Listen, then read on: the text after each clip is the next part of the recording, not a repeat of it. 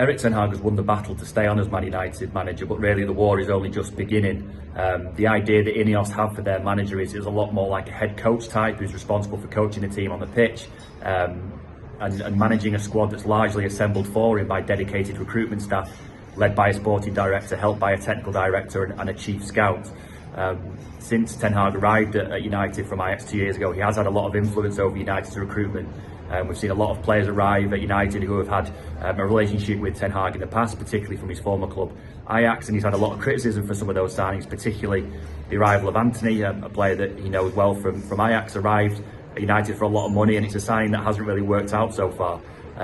Ineos really want the recruitment to be taken out of the hands of the manager and handled by Dan Ashworth, who's the incoming sporting director, and the new technical director, Jason Wilcox, who's arrived from Southampton, and really leave the manager, Ten Hag in this case, to coach the team on the field. The problem is, the complication with this is that the contract that Ten Hag signed when he arrived from Ajax 2 years ago specifically included a veto in it, in that he was allowed to veto any signings arriving at Old Trafford or veto any transfers out of Old Trafford. The recruitment department also have a veto, and it was only when all parties agreed would a signing be made or a player leave. If Ten Hag is going to sign this new contract, the contract negotiations that United have mooted since the decision was made to keep Ten Hag as manager, then it's likely that veto is going to get removed, and that Ten Hag's influence over recruitment will be downgraded in essence, and that his role will be redefined into more of a head coach. There's also going to be a little bit of a battle over Ten Hag's coaching staff.